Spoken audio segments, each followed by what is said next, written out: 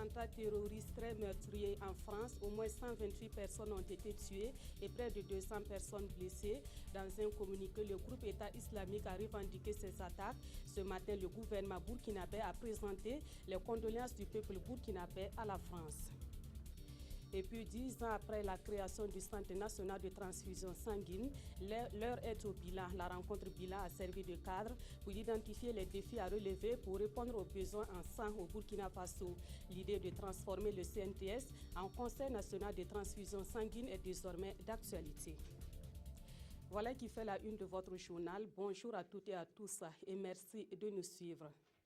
Le gouvernement burkinabé exprime sa compassion et sa solidarité avec le peuple français à la suite des attentats de Paris. Ces attentats ont fait au moins 128 morts et près de 200 blessés. Ce matin, le Premier ministre Yacouba Isaac Zida est allé présenter ses condoléances à l'ambassadeur de France au Burkina Faso. Le point avec Yacouba Gamene et Yolande Lompo.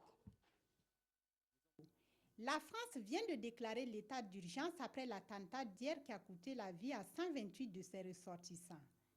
7 lieux ont été ciblés de manière simultanée et pour l'heure, l'on dénombre 250 blessés, dont 99 dans un état critique.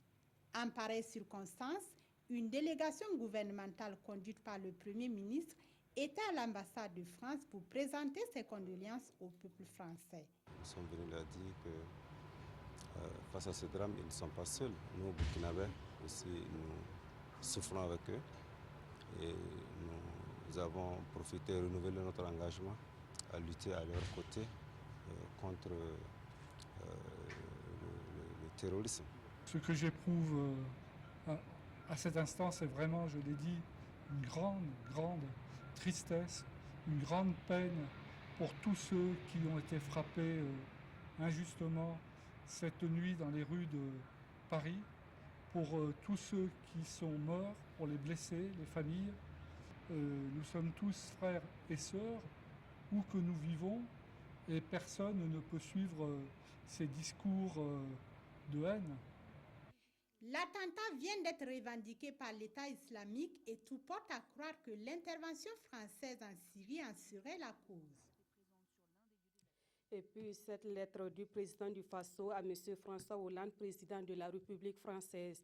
Monsieur le Président, le peuple et le gouvernement burkinabé s'associent à moi pour vous présenter nos sincères condoléances suite aux attaques terroristes odieuses qui ont frappé votre pays.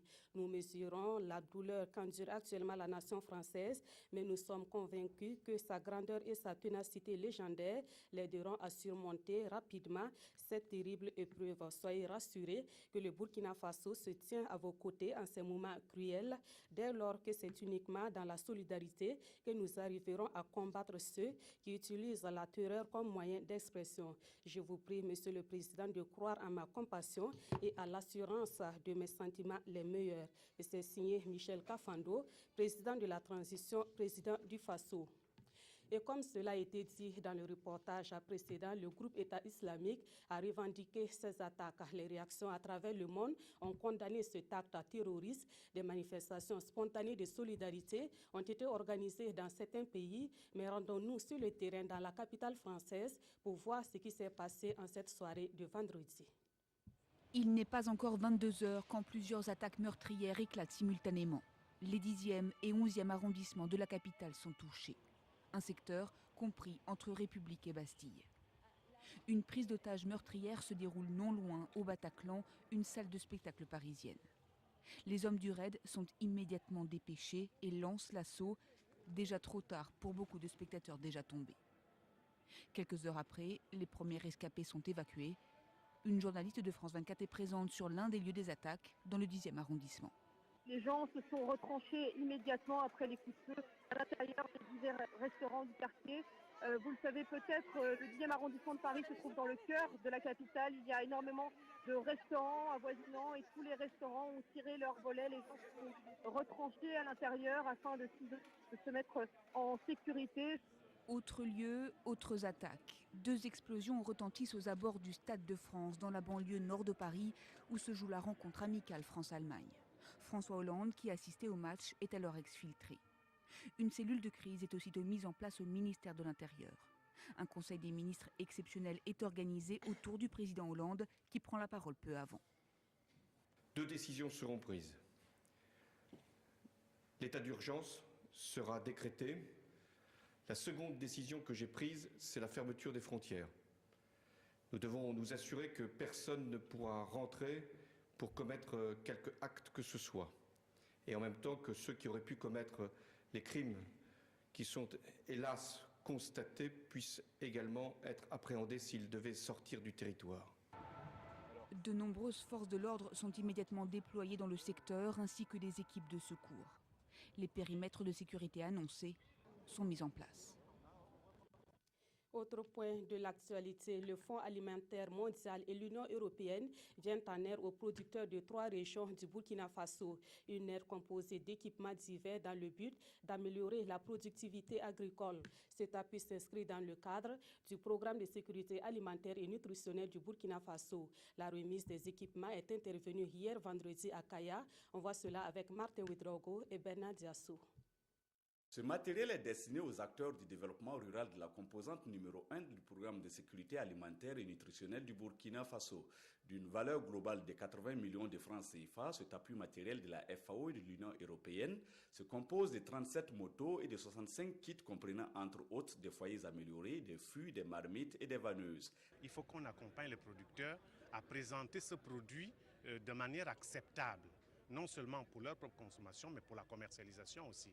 Parce que ce n'est pas le seul à produire le riz, il faut que leur riz soit présentable pour qu'il soit compétitif.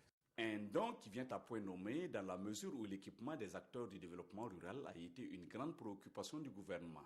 Vous avez besoin d'avoir des étuveuses, donc l'étuvage qui vous permet d'avoir du riz de qualité. Parce que voyez-vous, lorsque vous procédez par les techniques d'étuvage, on va dire améliorées, vous conservez la qualité du riz. Se référant à l'intitulé de la composante du programme, à savoir amélioration des disponibilités et de l'accessibilité alimentaire et monétaire, les bénéficiaires ont réaffirmé qu'avec ces équipements, ils pourront plus produire et écouler leurs produits tout en disposant de l'accompagnement technique des agents d'encadrement dont la mobilité vient d'être facilitée. La lutte contre l'insécurité alimentaire et nutritionnelle se fera aussi à travers un projet lancé le 12 novembre dernier à Manga. Il s'agit du programme de renforcement de la résilience contre l'insécurité alimentaire au Sahel. C'est un projet intersectoriel dont le coût est d'environ 22 milliards de francs CFA. Il a été lancé par le ministre en charge de la sécurité alimentaire. Des précisions avec Mamadou Dabiré et Mamadou Ba. Malgré les potentialités agricoles non négligeables dont regorge le Burkina Faso, la problématique de la sécurité alimentaire et nutritionnelle demeure une préoccupation. C'est pour inverser la tendance en actionnant sur les leviers susceptibles d'avoir des effets d'entraînement sur la résilience des communautés rurales que le projet 1 du programme de renforcement de la résilience contre l'insécurité alimentaire et nutritionnelle au Sahel, P1P2RS, a été lancé officiellement à Manga. D'une durée de 5 ans, ce projet sera mis en œuvre à travers 3 composantes. La première composante, c'est le développement des infrastructures rurales. La seconde composante, c'est le développement des chaînes de valeur et des marchés. Et enfin, la dernière composante, c'est la gestion et la coordination du projet. Ce projet intersectoriel, selon le gouvernement, a un impact certain pour les populations. La construction d'infrastructures rurales. Dedans, vous avez les aménagements hydro-agricoles, vous avez les aménagements pastoraux, vous avez la construction d'infrastructures sociales telles que les centres de récupération nutritionnelle et vous avez des infrastructures également dans le domaine de la production halieutique et puis apicole. Ces investissements nécessitent plus de 22 milliards de francs CFA, dont une contribution de l'État et des bénéficiaires. La Banque africaine de développement soutient le P1P2RS à hauteur de 19 milliards. La BAD a comme priorité le développement des pays membres et tout particulièrement la réduction de la pauvreté. Le projet 1 du programme de renforcement de la résilience contre l'insécurité alimentaire et nutritionnelle au Sahel couvre 92 communes réparties dans 6 régions. Du matériel informatique au profit du médiateur du Faso. Le don est de la République de Chine Taïwan et c'est du matériel composé essentiellement d'ordinateurs de bureau. Sa valeur est estimée à 13 millions de francs CFA. Il est destiné aux 13 délégués régionaux du médiateur du Faso pour une mise en réseau dans le cadre des plaintes qui sont reçues à leur niveau. Moussa Ouedraogo et Amantine Lalsaga. Ce matériel informatique d'une valeur de 13 millions de francs CFA est destiné aux délégués régionaux du médiateur du Faso. Composé de 26 ordinateurs de bureau, ce geste de la Chine-Taïwan vise à faciliter la mise en réseau de l'ensemble des services de la chaîne de traitement des plaintes. Pour l'ambassade de Chine-Taïwan, on est toujours très honorés d'accompagner l'institution du médiateur du Faso à terminer sa mission. C'est notre honneur et c'est aussi une coopération institution entre les deux pays. Donc on souhaite que après, chaque année, si le médiateur du Faso souhaite que c'est possible, il peut nous toujours déposer des dossiers pour répondre à notre appel de dossiers, pour avoir plus des équipements informatiques. Rendre les services diligents et efficaces reste un défi permanent pour le médiateur du Faso, selon son premier responsable, Alima Deborah Traoré. Et l'outil informatique est un élément important pour atteindre ce résultat.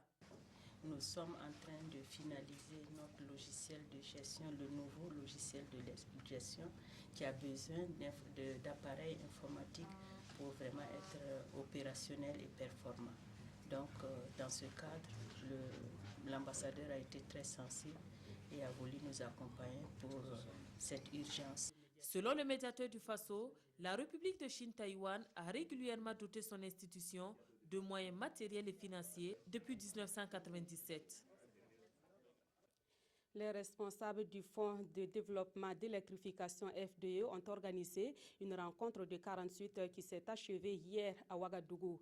En plus des responsables du FDE, la rencontre a connu la participation de représentants de coopératives d'électricité. Ensemble, ils ont identifié les solutions aux difficultés liées à l'exploitation du système d'électrification rurale. En rappel, le Fonds de développement de l'électrification est une structure exclusivement consacrée à l'énergie électrique en milieu rural. Siedi Lareyen et Mounira Keri.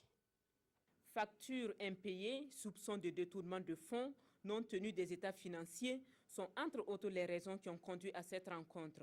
Une rencontre où le FDE, le Fonds de développement de l'électricité et les COPEL, les coopératives d'électricité ont ensemble dégagé les pistes de solutions pour une meilleure gestion de l'électrification rurale au Burkina. Il y a une participation qui a été très déterminante, c'est celle de la RCE. En tant qu'acteur principal en fait, du secteur, et qui se pose aussi en tant qu'arbitre pour régler les problèmes. Toute difficulté d'ordre intervenant dans la gestion de ces coopératives peut être gérée par la RCE. C'est l'information principale qui leur a été portée. Entre 2010 et 2014, le nombre de localités électrifiées est passé de 47 à 180 selon le directeur général du FDE. Une évolution qui n'est pas sans conséquences pour les COPEL. Il y a beaucoup d'abonnés, mais malheureusement, ils n'ont plus de moyens pour quand même faire l'extension. Ça, c'est d'un. De deux, nous avons, vous savez, bon, comme nous sommes nouveaux en la matière, des problèmes de gestion avec les impôts. Nous payons du matériel que nous revendons sans facturer la TVA. On nous a rappelé à l'ordre. Cette cérémonie qui marque la clôture de 48 heures d'échange a permis à ses participants d'asseoir les bases d'une gestion plus transparente et plus efficace des coopératives d'électricité. Et on termine ce journal par la revue des hebdos. Comme il fallait s'y attendre, les hebdomadaires se sont intéressés à la campagne électorale en cours au Burkina Faso. Ces hebdos ont été lus pour vous par Aimé Solange Guigma. Campagne pour la présidentielle, la guerre des projets de société aura-t-elle lieu? Titre le journal du jeudi.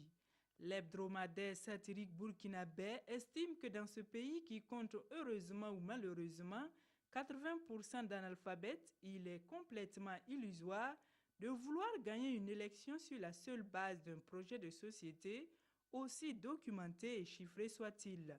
L'illustration le montre si bien, je cite, « Tu fais quoi avec les programmes des candidats? Je suis analphabète, je les pèse, réplique-t-il. » Fin de citation.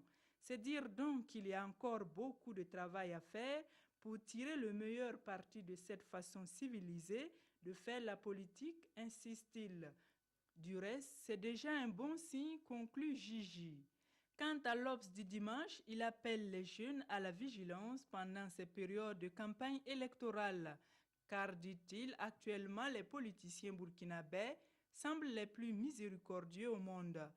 Par conséquent, il invite les jeunes à se méfier des beaux parleurs qui font des promesses hyper alléchantes, à la limite irréalistes et impossibles à tenir, mais à prêter l'oreille à ceux qui ont réellement des programmes réalistes, raisonnables, susceptibles d'apporter des changements positifs dans la vie des Burkinabés.